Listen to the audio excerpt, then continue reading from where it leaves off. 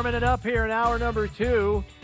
And that man you saw headbanging is probably someone a lot of Bills fans have seen already, as his TikTok video went viral when he did it to Rage Against the Machine. He was kind enough to humor us with a headbanging effort for the One Bills Live theme song. And he's joining us now on the line. It is one Nick Harrison, who, I don't know, do you have any other titles, Nick, besides your resident Bills fan headbanger? It seems like more people know you by that moniker than anything else. I know you do some football work for Grambling, so let me know. Yeah. How you doing? I'm doing well, man. How are you? A lot of people know me as the professor, but you guys can just call me Nick. It's totally fine. It is. Yeah. Oh, yeah, that's right. The professor. Yeah, that's your handle on social. Yeah. Now, where does that originate from? Well, I taught at Grambling State University for a number of years in the theater department, and I was working in sports radio at the same time. Okay. So they started calling me the professor because I was a college instructor. There you go. All right, that makes sense. So you're a kindred spirit to us, being on the radio and having some experience doing that. When did you get an idea that the headbanging video just blew it out and you kind of hit on something? Well, I've been on TikTok for 2 years, started as the pandemic began. And I, being in isolation, I started doing these series of videos, how to freak out other parents in the pickup line, because I was an elementary school teacher. And I was doing it to really hardcore rock songs. And they really started to take off and do well. And, the next thing I know, I'm getting featured by different bands, and metal bands are approaching me to do videos, headbanging in the car. And then this one was this is the biggest one to date. And it just absolutely blew up, and I couldn't be prouder. Yeah, I think you really sold it with cause this was a little bit choreographed. I mean, you know the songs because you're a hard rock and a metal fan, but the towel, the water bottle, during the pause, I think is what really sold it. Probably every middle-aged dude out there could relate, because after you're headbanging as fervently as you were, people our age need to take a break for a few seconds. So I think a lot of people, that resonated with a lot of people. It certainly did with me. Because you are way into it, man.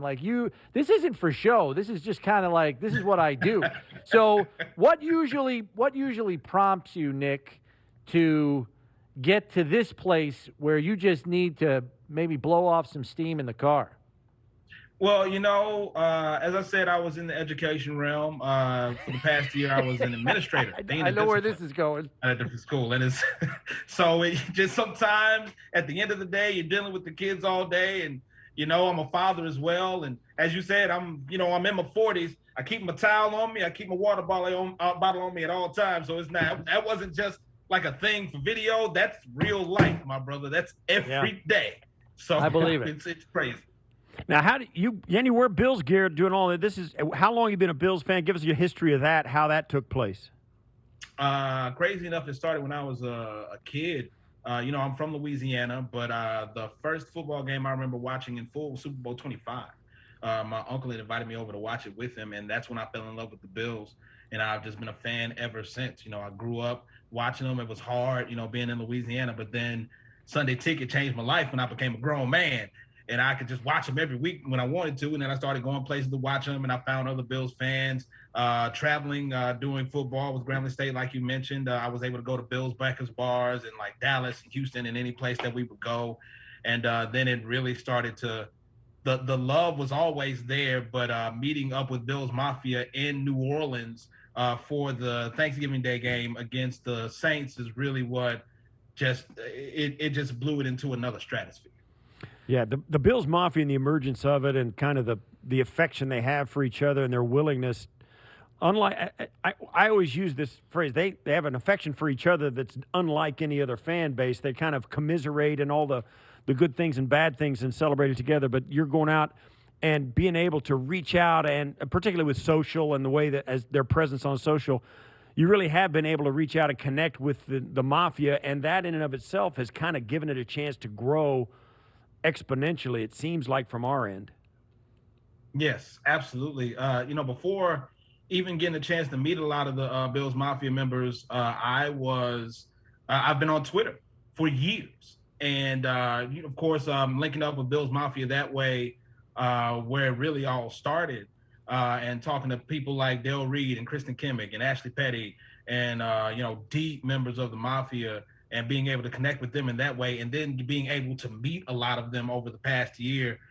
When I went to New Orleans for the game, I got a chance to meet Kimmick and Petty, but I met a couple of other people, Kara and Andy Rendell, who actually gifted me tickets to the Panthers game in Buffalo as long as I could get there back in December. And I was able to get a plane ticket, fly out, go to the game, tailgate with members of the Mafia, even did a little karaoke with Mary Wilson. Like it was crazy. Yeah. Like this past year, group. I'm sorry. It's a close-knit group, yeah. Yes, it really is, and I'm just thankful to be a part of it. I noticed that in a couple of your videos, including the one for us, you got the Tre'Davious White jersey on. I'm not surprised you gravitate to the Louisiana native. Is he unequivocally your favorite player on the roster, and who might be your top choices, in terms of favorite Bills right now? Right now, Trey is very high on the list. My favorite Bill of all time is Kyle Williams, because Kyle Williams, right, another Louisiana guy down the road from him. Right, yeah. Like he's from Ruston, Louisiana. I'm from Grambling. He's a guy who was right down the road and went to LSU. He's a Louisiana guy through and through, and the epitome of what a Bills player is. Lunch pail guy, just go in, do the work. He's awesome, and he's a great guy on top of that. Very humble. Trey, as far as guys on the roster right now, Trey, Josh Allen, of course. I'm a big fan of Gabe Davis. I love Gabe Davis. If you stalk my Twitter, you'll see that tweet a million times over. Love me some Gabe Davis. Just so many fantastic. Zach Moss was another guy that I really loved. Like, I love a lot of these guys on the team. Like, I love the Bills, man. I can't, it's hard for me to put it into words. Love this team. Love this team. What was the most, I'll just put it out there. What's this last off season, the Bill, and Brownie and I have had this conversation as well. You take Von Miller even out of the mix of the Buffalo Bills off season, even though they signed him, and it's got to be like, wow, it's a real eye popper they did it. But you take Von Miller off that roster, we're making the contention the Bills roster, even without Von Miller, is better than it was 12 months ago at this time headed into the season, and would be a better team without Von Miller headed into this season this year, even with the expectations they have. What do you think about this roster? And then, obviously throw Von Miller on top of it all. I think the roster that they had this past year, even going into the offseason, was still one of the better rosters, if not the best roster in the league, with a little bit of misfortune in the playoffs, leading to them not going any further than they did. I feel like the addition of Von Miller, key free agents, re-signing some guys, and of course the draft, it looks like a complete roster. It's especially with the O-line moves. To me, that's what was really important. You got guys on the second team on the O-line that could be starters, or like the second team O-line is like a starting O-line just about anywhere in the league. And that's extremely important going into this season, because you got to protect QB1. And I love the moves that the Bills have been able to make this offseason in order to make the roster the way that it looks right now.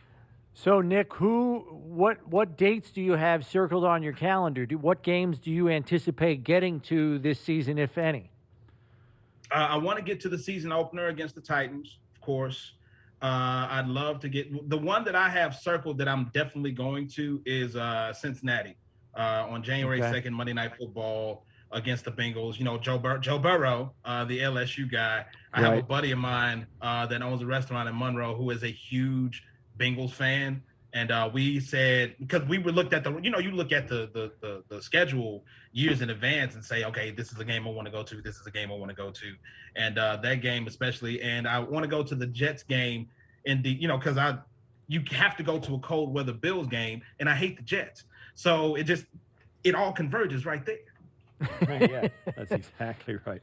Exactly. Which if you could pick any one of them, what primetime game you want to go to? The season opener. I mean, not the season opener. I mean the home opener. Home opener. Monday Night Football against the Titans. Home opener. Yeah. Home Yeah. opener. That's cool. All right. Well, Nick, I don't know if it's been communicated to you, but we're going to be changing our show open in the near future. Probably right around training camp, we'll have new music. We may need to press you into action one more time in your headbanging exploits, because I think it might be more fitting. I've heard a sneak peek of this music, Steve, for our new show open. I think it might be more fitting to Nick's genre of music. I'm not promising Rage Against the Machine level of intensity, but it's not far off. We went a little dirtier and grungier with our new show open, so we may need to call on you again, Nick, in the near future, see if you might be able to help us out. So I hope you're ready, willing, and able. Well, you guys have my number. You have my email. You know how to get in contact with me. Just hit me up. Yeah, and hey, man, it's what you do, and you do it well. So, yes, sir, very much so, and I appreciate you saying that. Nick, hope so. Hope we cross paths when you come up to a game. We'll look forward to seeing you. Give us another heads up. We'll give you a heads up, and we'll touch base and get a chance to say hello in person. So, thanks for joining us today. Thank you guys for having me. I appreciate it. Go Bills. Go Bills. Man. Enjoy your summer, Nick. That's Nick Harrison, your resident Bills fan headbanger. You've seen him on TikTok. Guy's got over 1 million followers now. The coolest thing was when one of the band members from Rage Against the Machine, Tom Morello, who I believe is one of their guitar players, if I remember right, he actually retweeted him headbanging to Rage Against the Machine and then commented. So Nick takes that tweet, puts it on his TikTok, and then puts he shoots himself pointing to the comment made by Morello in his TikTok video. He mouths the words, Tom Morello. What? Like, he was blown away when one of the actual band members tweeted at him. That's really cool. That's good stuff.